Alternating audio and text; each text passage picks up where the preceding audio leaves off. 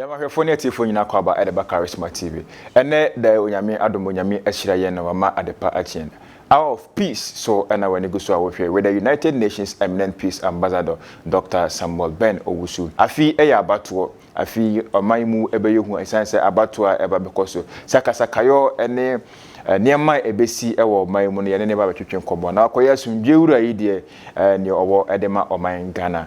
Enyi ofide mfia mane na eye Charisma TV na miso obeti asumdwemu nsem na aboa menu mienu esanse oman se ohaw esimu a menu mienu ne ba bia yeko for afide to ayeko eye the United Nations Peace Ambassador ne na akotwetwe nkomo na odane disem efa asumdwe ho abreye papa e ma wakwaba ba ejoso enchia ma Ghana fo ene yempanifo nyina mampanyini ene amampanifo vice president ne police chief Dr. Dampale defense minister Honorable Dominic Nitu ene penifo sabi mo hwe o man no so yale nchia mo bia yasafo banso so ye chia o United Nations office so and our office so ye chia penifo nyina o ma members of International Association of War Peace Advocates amra so say e wo say bia ba bia wo bia wo represent region no utumi esa asomdwe ho dawuro na sentem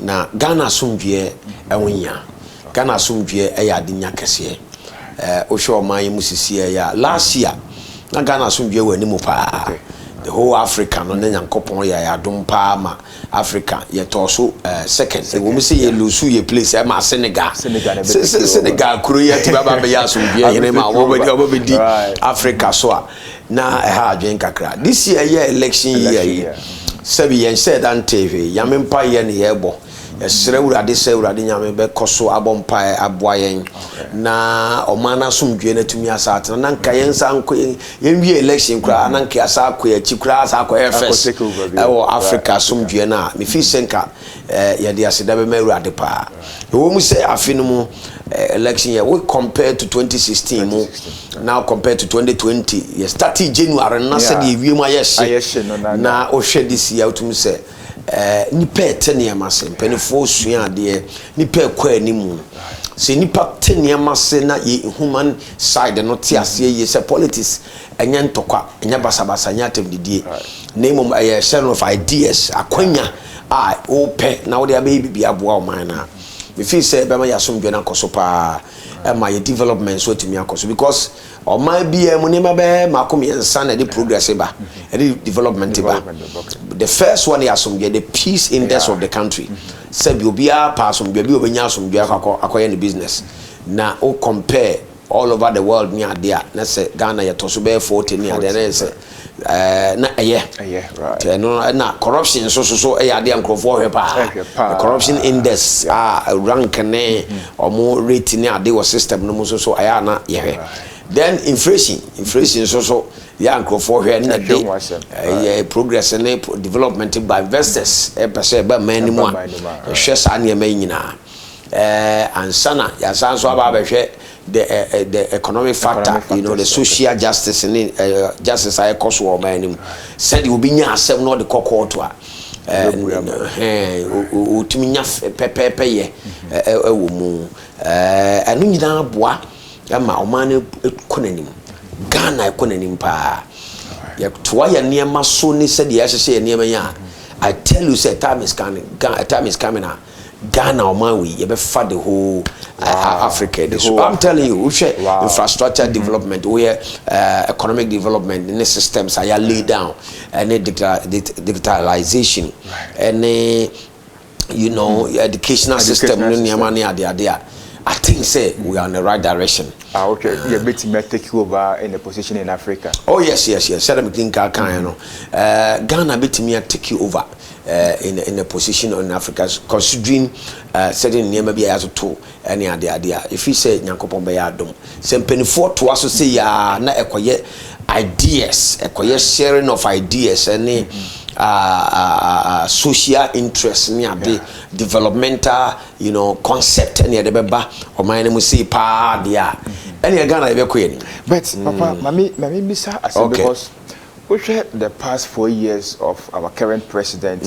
Now share this stage a woman Ghana mabuno no ye here ye debate table. So we think about today more than tomorrow.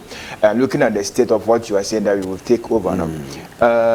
Do you think the society or the youth of this country a bit more boy because we try to war man no ma easy. I want to the edoso pa edoso or minor and to me in develop a very strong system of hope and then a system of transition for the youth. Especially the young ladies, a more bad bread too much. Intimate any strategy, and I think say, oh man, penibia or baby, no be taking me advice. On finding one of the manifestos, okay. So about me, I lay foundation for the youth. You know, sometimes I know what to do. Oh, you buy a farming, you buy a say farming, then so you to know, no, imagine young or more farms. Almost time, almost season here AI, technology. What you say? Computer engineering. Their season is social industry, and you want to take them to farming. What you say? And you know, I think say some of the political leaders, you know.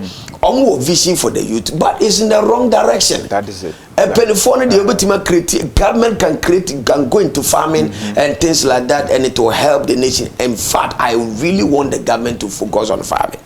But in as much as I want the government say or Bobby focus on the farming aspect, on Samsung focus on a modern day technology, a system where the youth, because Obia say when we are Saneko, we are Sana to baby a AI, a artificial intelligence, what you say, a social industry. Where Facebook, Instagram, digital marketing, Google, social marketing, email marketing, you know, code writings, video editing, system engineering, cyber security, and things like that. This is where the nation, the youth, you know, have been patterned. And if you are coming with a different focus, you say, oh, person, the old 1917, 1983, we are not in 1983. Every nation has left that place, and you want to take us back there. No. Tradition must be progressive, culture must be progressive, development must be progressive, it must be sustainable and timely, you know, seasonal. If you want to do something for the youth, and I say, why nya there? You to know bet me abwa woman or do my queen, now the omu chiri, so no, obey me say, it you know, I have foot say, and I'm a political aspirants phoning in answer, omu manifesto there, now so. You to know any near my woman. Okay. Because some of the ideas no more are good, but it's a cake. A cake. Wow. I'm telling you. Ideas it be a political food video mobile na yedo be kwa na Kwame Nkrumah bae and now koye say Kwame Nkrumah time atwam. Yeah. Kwame Nkrumah time na atwam. We are not in the days of Kwame Nkrumah again. Even though you can pick a system of development plan from Kwame Nkrumah, but it's not the same time. The youth have left that time. They don't even know what is it. To go back into agriculture and things like that. The government to make created here. Now so you to know. What you say? Near dream you to know near critic system near the na certain yibi adebi amaboswa ya ba 24-hour economy. Said my president back on air kasa na digitalization. So president back on so kasa. Intimi me na we emphasize pa digitalization, you know, any 24-hour economy. Intimi ne omu no president one president one. There be any president two. President because we create digitalization and the ways to create 24-hour economy. Because the nation needed digitalization and a 24-hour system. Now doing Kwejma, work 2-hour system. My proposal never means my proposal digitalization, and my proposal a 24-hour economy, which is very and my proposal hourly payment. Okay, and hourly payment, you know, now when you say a company we you 1 hour which is $5 Ghana $50 and $50 Ghana cedis enti sahana wo ye adwuma sa wo normal adwuma kra wo ye ne ye friend 9 to 5 job na 9 to 5 job no wa ye adwuma wo wi ene ye tua hour enti hours a be spend wo nyina na ye tua wo ka upon a wo betimi so asa ha ye den akwa adwuma foforo e baby said ye na aburuchire na enti a 24-hour economy and also an hourly payment system. Do ye juma 1 hour the 3 hour. Enti anopa na wa sorry a wo betina wa from ahomache 5 wo betima sorry be 3 am anantia manakwa kobo be 9 ansa na wa kwa adwuma from 5 6 7 8 9 nya 5 hours no sa 5 hours nka betima da company bi akwa ye adwuma 2 hours em wonya 100 Ghana cedis de what you say na me person me tell say me person me bisa say because your system or my way mu no the title wa Ghana no a bit my possible sir bibian when to me possible a policy direction a omano na ebranim e ho na ya na sometimes ana ha me kakra say manifesto so kwan e pese de adwuma we should have a national policy system which we know the vision of the nation baby e pese de omano could through enti no a combination of all the political parties plus religious bodies plus traditional relays and ya betna say and ya create a certain kind of system and as a value be at say on my way ye pese in the next 20 years no ha na ekokudu na ni we ye pe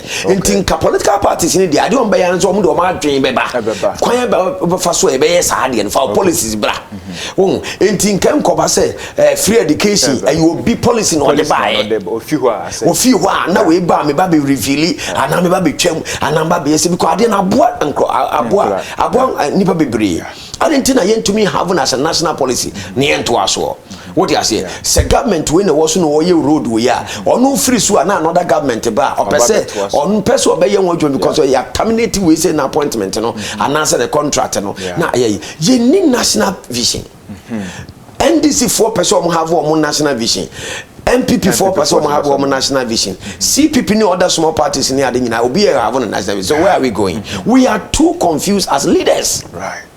One of the problem mesre kofo kwa kama kache papa kofo say His Excellency I think say o America kra da nanimu a nyame anmunyam kese da nanim pa say the wasi bi abobra ne say the wati wato to niema I think say nka obetimi a call for national development policy again ya create commission of national development policy but we don't see them we don't even have the blueprint of the national development agency no adwuma omo ye commission of the national development I would you how want say I didn't know was a political party in the manifesto ever and na obi so in the manifesto but abra your national policy your national policy is a honey person you to nikodu a honey person the man could do a honey person the education system could do a honey person say ya and you know be no the what the details ideas so quite about to be achieve sa de na e Uko America sanity or mine no one national policy okay and you know do policy ba or mine no a creative or that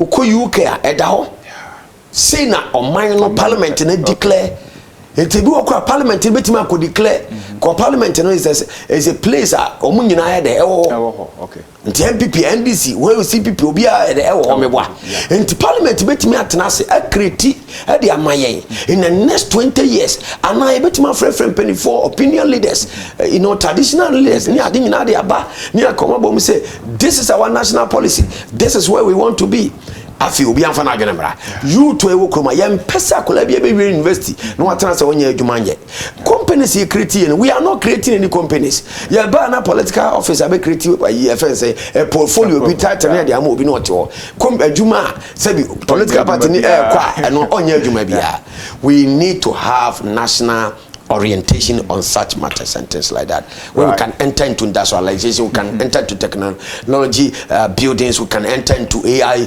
companies, we can enter into production, we can enter into several areas of industry that can really build the nation. Papa, if you your main subject on the election aspect this year, about the question the political parties in internal elections, the ruling party, Bibia to the as a United Nations Peace Ambassador, about to a CA, Bibia Dina, when it December. Madam Radias be brave, pa, me fee say, or mine economy, I will entiase say a year election.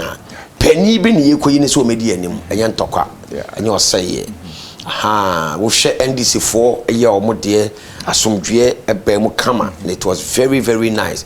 MPP for there, I really appreciate them. I want to really congratulate and clap my hand for the MPP because the ruling government, you know, I no more the because na in sitting MPs any almost because sitting MP no be onya na dwen say or the any identity na utumi say HSB breed but thanks be to God say omotumi aye ma ayefe. And the only problem I have with what is entering our politics right now is that money factor in elections.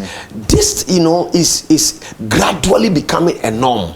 Now, you here, Obia ba kopesi kaboni bia obabi na odi ababa ba yeden abe pepeni. Nti a time will come, it will not be about policies, it will not be about integrity, it will not be about vision, it will not be about leadership, it's about money.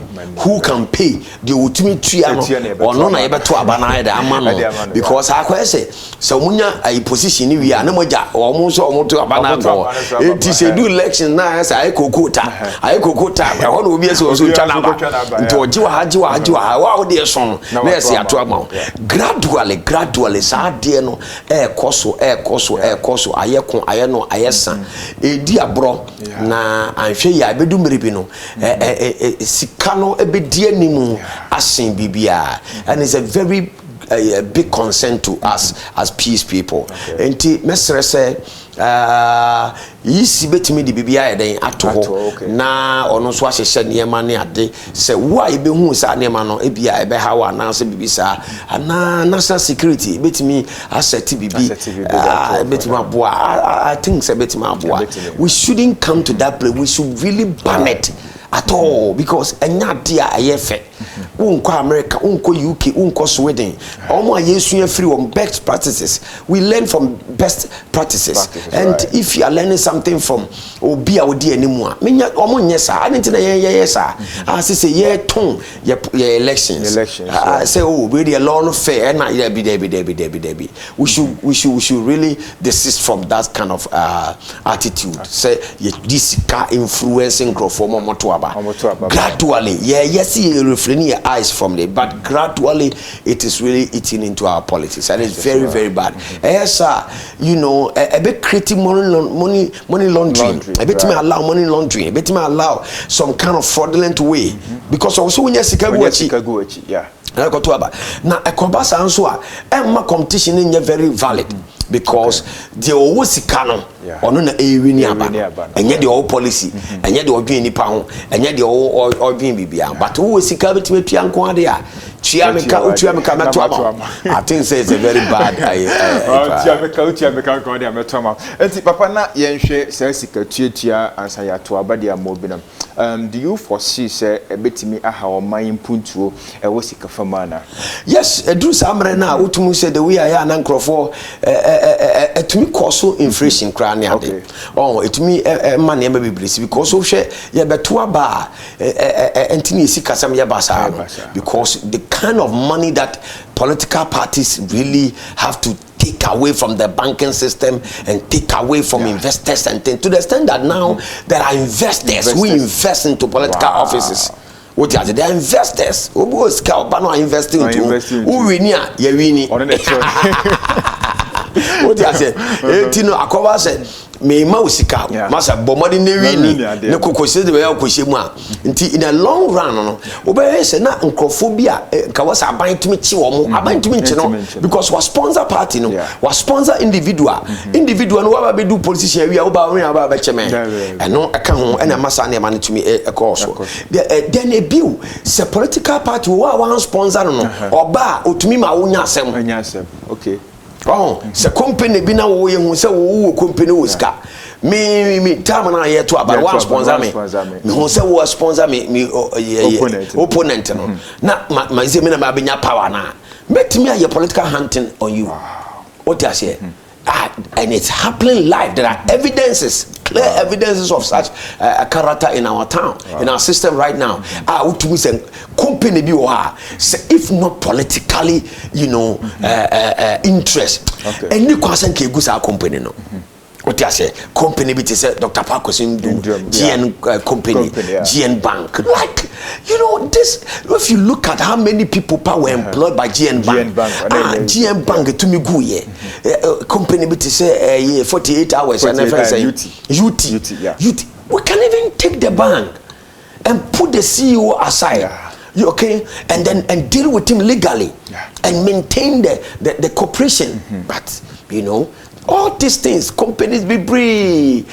Sabi, NDC for na waswa, na companies be a gugu, MPP for the baswa, na companies be a gu. I think it's not helping our development as a nation. Okay. What I say because a higher kasepa. I'm ready to say you train who free sa ni amano. Na you make sure say you bema clean hands political elections at me are dead. Sikana search the ninty. Fans and Bebriba. Okay. No, you perceive your home because you have 2024. A general election in 10 and general election. Looking at this now, do you think say betimi de asumbiana basabasa ye etimi de aba o man no sani ma we to aso na na etimi de basabasa bebreba no okay because sabi also kopesika de ba na obi akobo besia de ba be ye ni so anibere wo sabi we nya ba na hwe internal election kra sika flow na main election I know they are very direct opposition internal election so ulu sukra na say betimi afa o ama opposition e wo party ni wini as general into we lose but obenya adwuma but opposition they will lose forever. And imagine say obi akotoni fee and akobo besia be $1 million. What you say? Ya jide di say. Oni ma be je pade. O go nyina no de kosi akwaji $1 million so de beto aba. Na onya aba na obetua. Which these are social vibes, these are social interests, they are social news that is available, even though we don't have a clear evidence of this, but these are social news that is available unto us all, you know. And papa. And sometimes I never win to me contribute to the kutupa and conform say mama was say because one yes I said me lose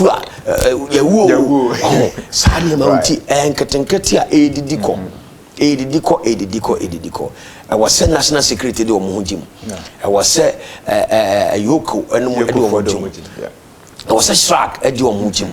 Election commissioner no so I was a odo mujim.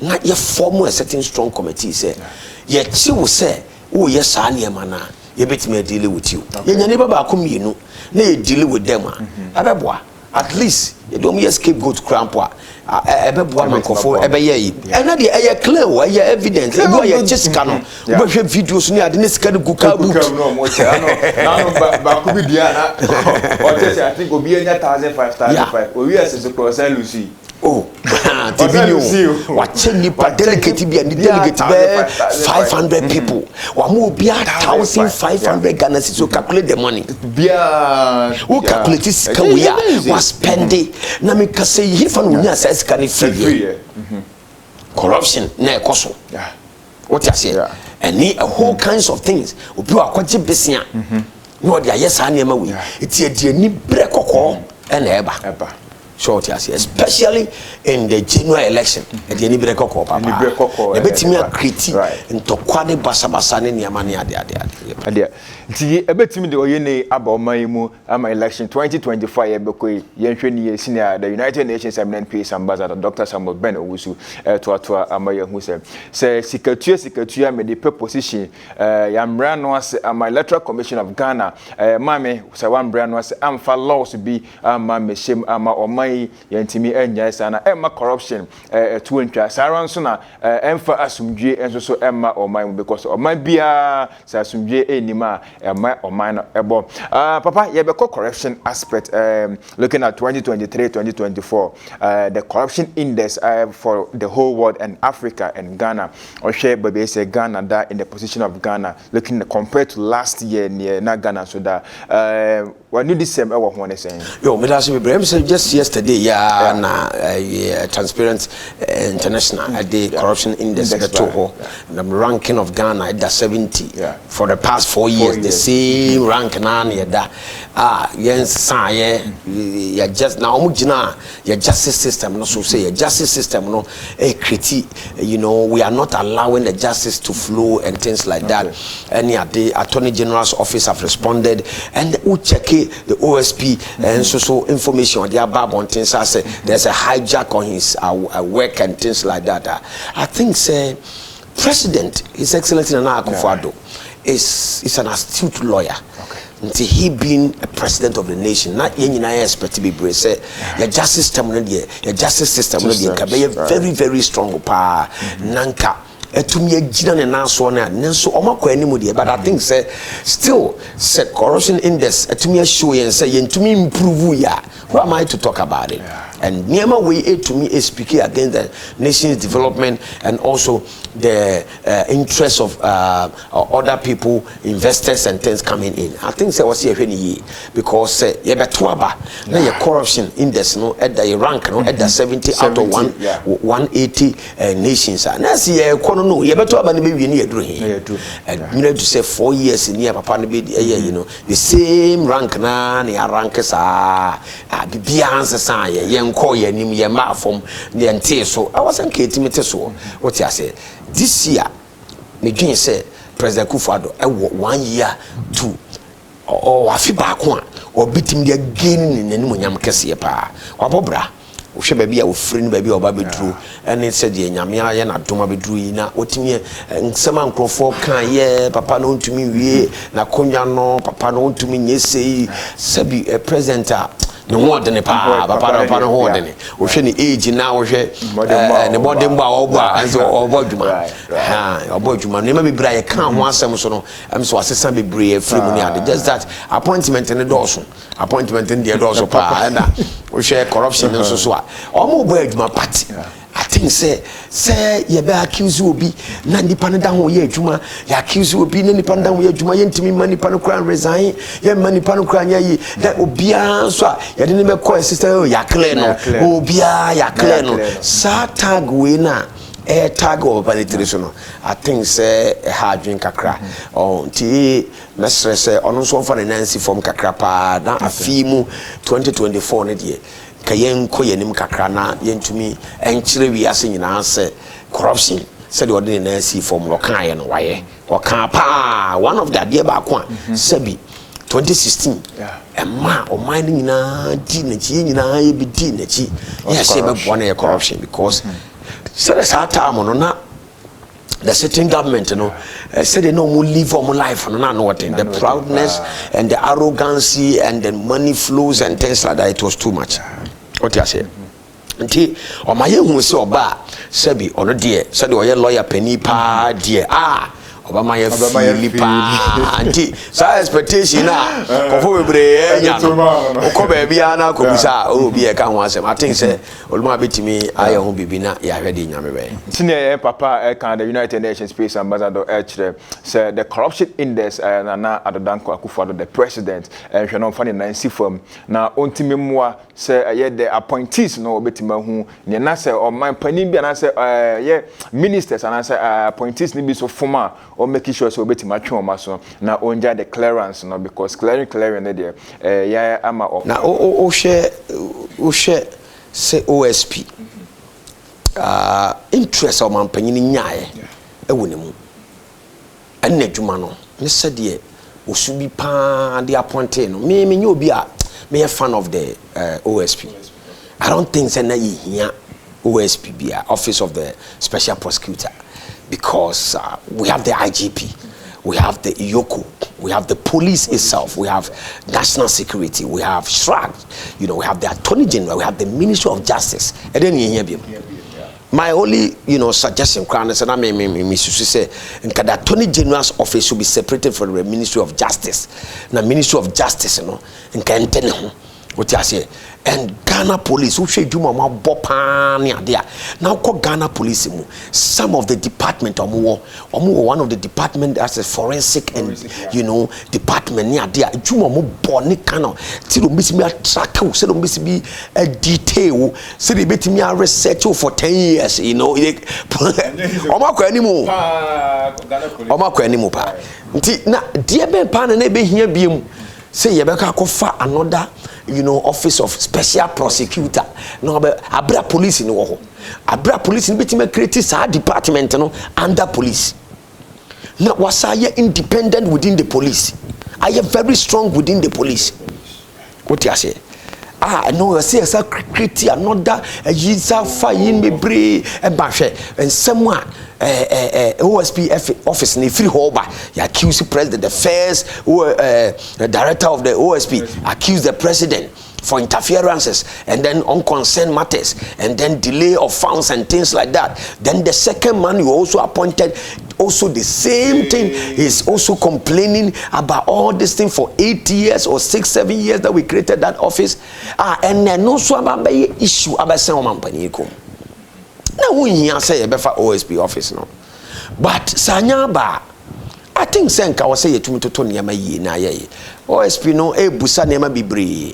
I think said dear man no onye ye what you say onye ye na on collaborating with all the security agencies ya connecting na on the obitima ya na onye eniba be ye bi o me nyina kakro obitima ya no me hu say ono ni nsem a o kan so ha ban no. Because the Transparency International, they are following all those things. Everything. Yeah. Oh, nah. OSP. No, also a special prosecutor. Or kwachi unipa afra be mo ba ni akle no. Ya na asem no ni akle no. O ti wan on kwachi no. O si se wan on kwachi opposition for ni kapre. O mu ni power bia oni obi wan on kwachi no. Oni de kwachi no dia ne ye man nko. Ye mfa nko. Ba ya chief ye nipa dia ne ye be yinsi ya. Ye nyina ya ne ye sebi em say adwuma no bebre ho a yoko betimaye adwuma no bebre ho a shrag betimaye adwuma no bebre ho a Ghana police me see they are the strongest resourceful security agents in this country. I'm telling you the level of Ghana police right now is amazing. It's amazing. I'm saying the amazing work of Dr. Dampale and his team is so amazing. And then the cyber security as direction, department that they have created is amazing. And I think that they are doing a great job that they can help the OSP. We pray that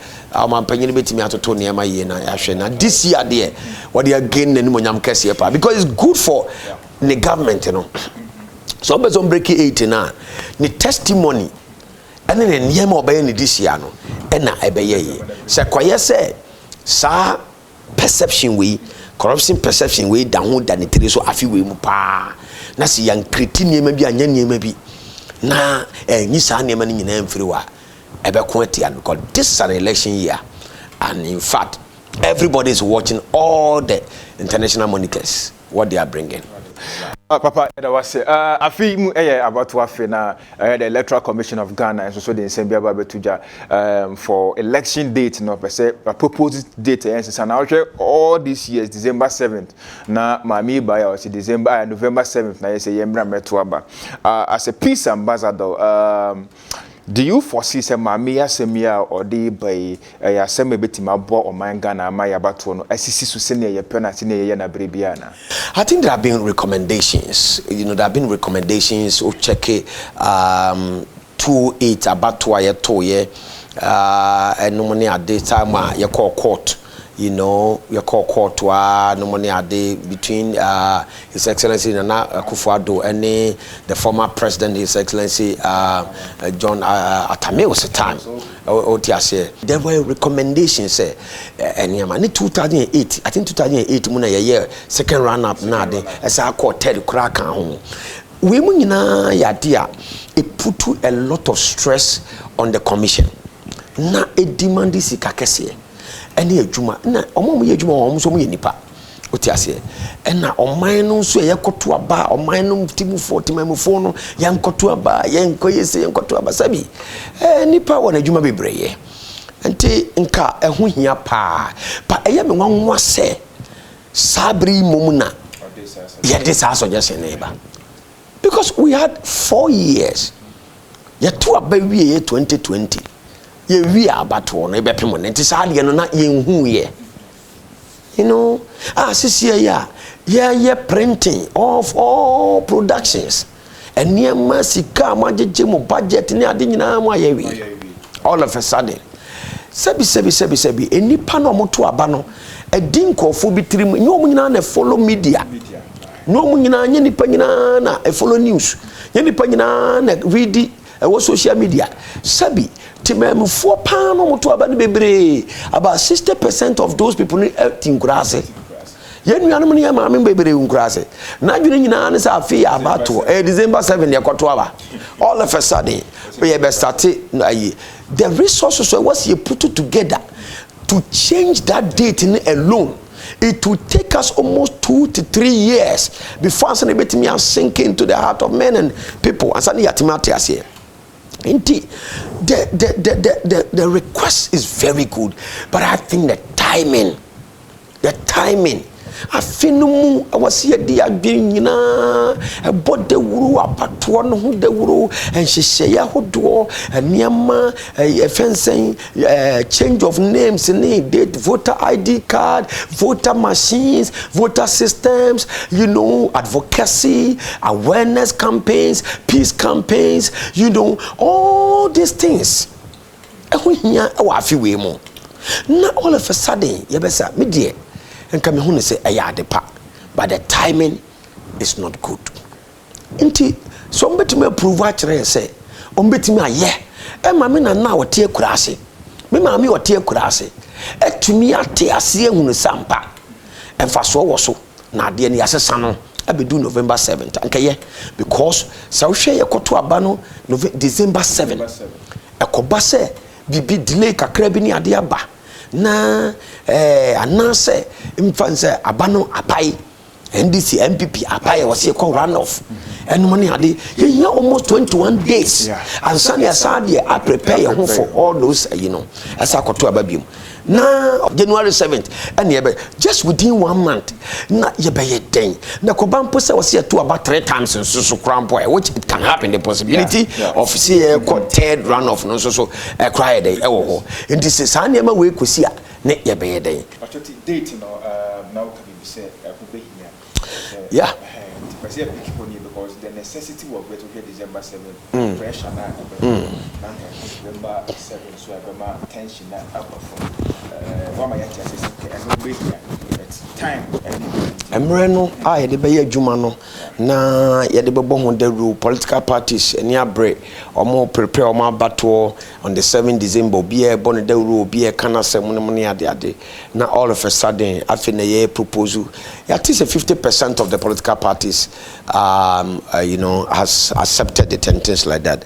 Let's hope for the better. Say omunyina beti magiatum omunyina agitum dey I think say it's a good idea but timing no na ye me problem kakra but once say nyina beti magiatum no man pen for parliament beti magiatum because it has to go through parliament you know and nyina passe hu sensem ye betwetwe ho bebre no money ade menya sure say isi ne beti ma sori atena se aka se ono nkwa wo power so waye I think say definitely be ebe parliament ebe president woni ne ma ne ade this thing should have been done last 2 years.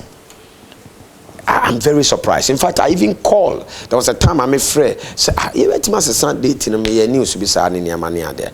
And you know, Yajim Yedi, dear Omdu Aman Balcosibia, dear Yen say Asumbi Baba, dear Yen Sempuntu Baba, dear Yen Sebit Matua Baby, no Bianch and a cra, Yen Pro, Bian Chubiasica, Yen to Tumbubi, Yen Sebit Matua Baby or Kana Ha, Yen says, will be fee and shoe be a dime, will be a Juman say, will be a Juman company bingo, Yen Sebet to a baby. Omani nyina de oseboni ani je kese ebe hu se ye yi o man panyin na obetima boaye amo man atima akoso ye nyina ne se emrante ne maba wa enhwere wo mokra because of election bi aye be konti ye da awrade ase ye da ombo nyina man panyin ne penefo nyina nso so ase opposition party nso so ye da omo nyina ase ye hwe ni mu se awrade nyambe mo na dom abo ho ba na nyina ye nya very fruitful election this year. His Excellency the President of Ghana, Nana Akufo-Addo, bon pass Rade Inshan na ban be ya fi mu ye se oneniema a wahyehyɛ betimi akoyi ama no na year of road no etimi akoso na santo nso so ye road ni bi santo kwan no em se o ma ye botima kwan yaye akosi motorway yaye kwan afa friend say asalebotwe yaye nyina yaye kwan afa friend say from asalebotwe de ko East Legon asalebotwe school junction e de ko asalebotwe yaye free ho asalebotwe fa na krom e de ba yaye free na krom junction e de ko Katamaso yaye de aka ya santo kwan santo kwan ye nim de santo fo ye de aye empanifo yi yesre o mo a sa fi de year of road no mo yesu hu bi ne nipa o mo te santo no me so se omo so ma bato no ho hia pa mo pa mo check the kind of people am te santo nipa be brain e wo santo eje kodwu sa de kodwu asaban very shortest road enwa bebre a omo ye be fe pa be boa be ni munya nanka hadwuma no nyina complete oti ase omo tuma ye sa kwan we akotu santo alternative major road say yatumi aye makobo asaman emma kama yaye botima kwan akobo motorway mu yaye a friend say kantamanto kwan omo wie me kan tom so mbenya point onya point kasi fa that was it right yeah that phone you say and papa the United Nations Eminent Peace Ambassador Dr. Samuel Ben Owusu and so asim say ordinary this the abe oman Ghana ama ye hu se dia oman mu asundwe hu nsem so ehia oto abayi oto abani ya adasundwe ebebra mini because asem sia menu mienu ye nimba bia ye beko empanifo no de ombetimi akọ na menu mienu nso asundwe ehun hia every life counts. God bless you.